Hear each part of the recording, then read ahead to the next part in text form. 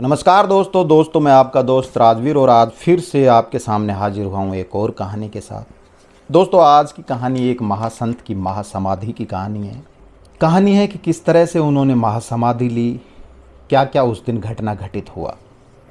दोस्तों वैसे तो भारत की इस पावन भूमि पर समय समय पर अनेक साधु संत हुए हैं जिन्होंने अवतार लेकर इस भूमि को धन्य किया है, किंतु आधुनिक युग में कुछ ऐसे संत भी हुए हैं जिन्होंने इस समाज को, इस देश का नाम को ख़राब किया है, इस समाज को कलंकित किया है। हम उनकी बात यहाँ नहीं करेंगे। दोस्तों आज हम बात करेंगे कैंची धाम के नीम करोली बाबा की महासमाधि की। इससे पहले भी मैं एक वीडियो बना चुका हूं दोस्तों नीम करोली बाबा के चमत्कारों के ऊपर। अगर आप नीम करोली बाबा के चमत्कारों के ऊपर वो वीडियो देखना चाहते हैं तो ऊपर आई बटन में लिंक आ चुका है, उसको क्लिक कीजिए और उस वीडियो को देख लीजिए। चलिए शुरू करते हैं। दोस्तों कहते हैं कि नीम करोली बाबा को अपना जब अंत समय आया या महासमाधि का जब समय आया तो उसको पूर्वाभास हो गया था। उनको पता लग गया था कि अब इस संसार से उनको विदा होना है, यहाँ उनका वक्त पूरा हो चुका है। नीम करोली बाबा हर वर्ष कैंची धाम से वृंदावन आते थे। इस बार भी उन्हें आना था, लेकिन इस बार कुछ ऐसा हुआ कि जिसे देखकर उनके जो भक्त थे वो चकित रह गए। कहते हैं कि बाबा जब वृंदावन आने के लिए तैयार हो रहे थे तो उन्होंने कैंची धाम में जितने भी मंदिर थे सभी पर मत्था टेक कर आशीर्वाद लिया। और जो लोग देख रहे थे उनको ऐसा आभास हो रहा था कि बाबा इस तरीके से मत्था टेक रहे हैं कि ये उनके भौतिक शरीर के साथ भगवान को, उन मंदिरों को अंतिम प्रणाम हो। जैसे ही बाबा माँ दुर्गा के मंदिर के सामने और हनुमान मंदिर के सामने आते हैं, मत्था टेकते हैं, तो अपना जो कम्बल है जिसको वो हमेशा ओढ़ कर रखते थे उस कम्बल को उतार कर हनुमान मंदिर के सामने फेंक देते हैं। भक्तों को ये देखकर बड़ा अजीब लगा। उन्होंने ज़बरदस्ती करके वो कम्बल उठाया और बाबा को दोबारा उठाया। दोस्तों यहाँ यह बात भी अजीब लगी कि हर बार बाबा जब कैंची धाम से और वृंदावन आते थे तो वो टैक्सी से, कार से आते थे, लेकिन इस बार उन्होंने ट्रेन को चुना। अब ट्रेन को क्यों चुना ये भी एक रहस्य था जो कि वहाँ मौजूद उनके भक्तों को समझ में नहीं आ रहा था। 9 सितंबर 1973 का दिन उन्होंने निश्चित किया कैंची धाम से वृंदावन के लिए आने के लिए, और 9 सितंबर 1973 को बाबा कैंची धाम से वृंदावन के लिए प्रस्थान कर जाते हैं ट्रेन के द्वारा। और दोस्तों कहते हैं कि जब उनकी ट्रेन मथुरा स्टेशन पर पहुंचती है तो कुछ भक्त जो उनके साथ बैठे थे वो उनको प्रणाम करते हैं, उनके पैर छूते हैं और उतर जाते हैं। कुछ भक्त वहीं पर बैठे रहते हैं। अचानक से बाबा को कुछ अजीब सा महसूस होता है, उनके शरीर में पसीना आने लगता है, उनका जीव घबराने लगता है, वो बेचैन हो जाते हैं और कुछ समय बाद वो निढाल होकर ट्रेन में सीट पर गिर जाते हैं। उनके भक्त घबरा जाते हैं और वो उन्हें तुरंत वृंदावन के रामकृष्ण मिशन अस्पताल में ले जाते हैं। दोस्तों रामकृष्ण मिशन अस्पताल में बाबा को वेंटिलेटर पर, उनको इमरजेंसी जो आईसीयू जिसको हम बोलते हैं वहाँ रख देते हैं, उनको ऑक्सीजन लगा दिया जाता है। और कहते हैं कि डॉक्टर जब उनका रक्तचाप यानी बीपी ले रहे होते हैं तभी बाबा हरकत में आते हैं। बाबा उठते हैं और अपने एक हाथ से अपने जो नाक के ऊपर ऑक्सीजन मास्क लगा हुआ था उसको हटा देते हैं और बोलते हैं कि ये सब व्यर्थ है, अब इसकी कोई ज़रूरत नहीं है। इतना कह के बाबा 3 बार नाम लेते हैं, जगदीश जगदीश जगदीश, और बाबा महाप्रस्थान कर जाते हैं। 11 सितंबर 1973 रात को 1:15 पर अनंत चतुर्दशी वाले दिन हृदयघात के कारण खुद को अनंत में विलीन कर लेते हैं। जब पूरा भारत नींद में था उस समय बाबा अपनी भौतिक लीलाओं को समाप्त करके परलोक गमन कर जाते हैं। दोस्तों बाबा के शरीर को वृंदावन के जो उनका आश्रम है वहाँ पर लाया जाता है और वहाँ पर लाने के बाद रात को चौकीदार उनके पास बैठा होता है, उनके पार्थिव देह के पास। त्रिलोक सिंह जो चौकीदार थे वो बाबा के हाथ को अपने हाथ में लेके आंखें बंद कर लेते हैं और उसके बाद वो बताते हैं कि मुझे एहसास हुआ कि बाबा की नब्ज जो है वो चल रही है। किंतु जैसे ही वो आँख खोलते हैं तो उनको दिखता है कि ये सब जो मैंने आँख मीच के देखा था ये सत्य नहीं है और वहाँ सब कुछ शांत पड़ा हुआ है।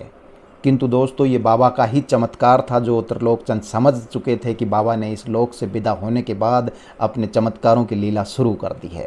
बनवारी लाल पाठक और वृंदावन के उनके जो पुजारी थे, जो बाबा के भक्त थे, जो अस्पताल पहुंच रहे थे, अब उनके आश्रम पहुंच रहे हैं, उन्होंने सबको देश विदेश में जो भक्त थे उनको सूचित कर दिया, तार के जरिए सूचित कर दिया। और ऑल इंडिया रेडियो ने भी उस समय न्यूज़ चलाई थी जिसमें बाबा का जो परलोक गमन है उसकी न्यूज़ उन्होंने दी थी। तो अगले दिन उनके देश विदेश के या भारतवर्ष के जितने भी भक्त थे जो वृंदावन में या बाहर थे वो वहाँ पहुँचते हैं, और जितने वीआईपी नेता जितने भी थे वो सब वहाँ पहुँचते और बाबा को श्रद्धांजलि देते हैं। दोस्तों कहते हैं कि अगले दिन जब बाबा को आश्रम में रखा हुआ था उनका पार्थिव देह, तो उनके भक्तों में उनके अंतिम संस्कार को लेके एक मत नहीं हो रहा था। कुछ लोग कह रहे थे कि बाबा को जल में प्रवाहित कर दो, कुछ लोग कह रहे थे कि बाबा को समाधि दे दो, या कुछ लोग कह रहे थे कि बाबा का दाह संस्कार कर दो, लेकिन एक मत कोई नहीं था। तब जो वृंदावन के प्रसिद्ध संत थे बाबा लीलानंद ठाकुर जी, जिनको पागल बाबा के नाम से भी लोग जानते थे, वो वहाँ पहुँचते हैं और वो वहाँ पहुंचकर बोलते हैं कि बाबा का दाह संस्कार किया जाएगा। अपना निर्णय सुनाते हैं, सभी उनके निर्णय से सहमत होते हैं और बाबा की जो अंतिम यात्रा है उसके लिए तैयारियां शुरू हो जाती है।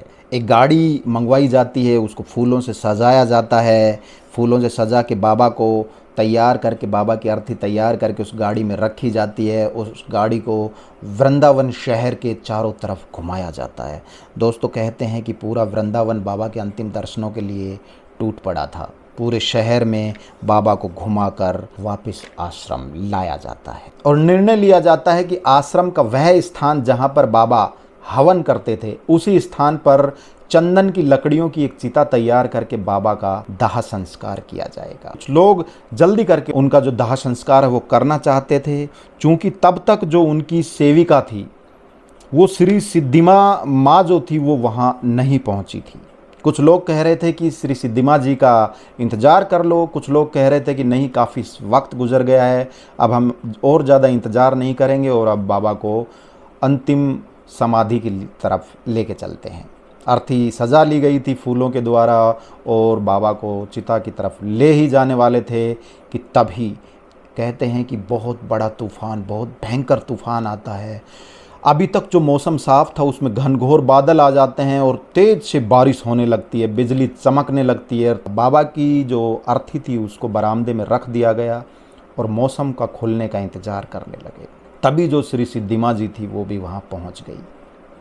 और दोस्तों जो भक्त हैं वो बताते हैं कि जैसे ही श्री सिद्धिमा जी वहाँ पहुँची, जो पूरा का पूरा जो मौसम बिगड़ा हुआ था वो ठीक हो गया, बारिश रुक गई, तूफ़ान थम गया, बिजली कड़कनी बंद हो गई। तो भक्तों को भी ऐसा ही लगा कि ये बाबा का ही चमत्कार था कि उन्होंने श्री सिद्धिमा जी के अंतिम दर्शन के लिए रुकना था।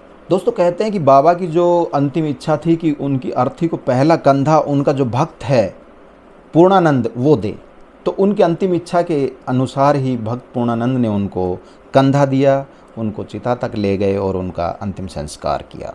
अस्थियों को कलशों में भर के उनको अलग अलग स्थानों पे भेजा गया। हरिद्वार, वाराणसी, प्रयागराज और भी अन्य जो पवित्र तीर्थ स्थल थे वहाँ पर भी उनके कलशों को भेजा गया और पवित्र गंगा के नदी में उनके अस्थियों को प्रवाहित किया गया। कुछ जो उनके कलश थे वो उनके अलग अलग आश्रमों में भी भेजे गए। वहाँ पर उनकी अस्थियों को नीचे रख के उसके ऊपर उनकी प्रतिमा को स्थापित किया गया। दोस्तों जो केहर सिंह उनकी अवशेषों को जब उठा रहे थे, उनकी अस्थियों को जब इकट्ठा कर रहे थे कलशों में, तो वहाँ पर उनके भक्त थे देवंता दीक्षित ये दृश्य देखकर समझ गए कि कुछ समय पहले उन्होंने बाबा को कहते हुए सुना था कि उनके जो फूल हैं वो केहर सिंह उठाएंगे। उस समय वो नहीं समझ पाए थे कि बाबा का कहने का तात्पर्य क्या था, लेकिन आज केहर सिंह को बाबा की जो अस्थियाँ फूल उठाते हुए देखकर उनको समझ में आ गया कि बाबा उस दिन क्या कहना चाह रहे थे। 13वें दिन वृंदावन आश्रम के अंदर महाभोग का आयोजन किया गया और सभी भक्तों को प्रसाद वितरित किया गया। 12वें दिन कैची धाम में महाभोग का आयोजन किया गया था। वहाँ पर भी जो भक्त बाबा के अंतिम दर्शन से वंचित रह गए थे वो बाबा के जो महाभोग है उसका उन्होंने प्रसाद ग्रहण किया। प्रसादी ग्रहण करके उन्होंने बाबा को श्रद्धांजलि दी, बाबा के दर्शन किए। तो दोस्तों ये थी बाबा नीम करोली धाम के महासमाधि की कहानी। उम्मीद करता हूँ आपको अच्छी लगी होगी। अच्छी लगी है तो इस कहानी को और भी फैलाइए, यानी कि इस वीडियो को ज़्यादा से ज़्यादा शेयर कीजिए। चैनल पर नए हैं तो चैनल को सब्सक्राइब कीजिए। मैं मिलूँगा ऐसी इंटरेस्टिंग और दिलचस्प कहानियों के साथ, एक और कहानी के साथ। तब तक के लिए अपने दोस्त राजवीर को दीजिए इजाज़त। जय हिंद।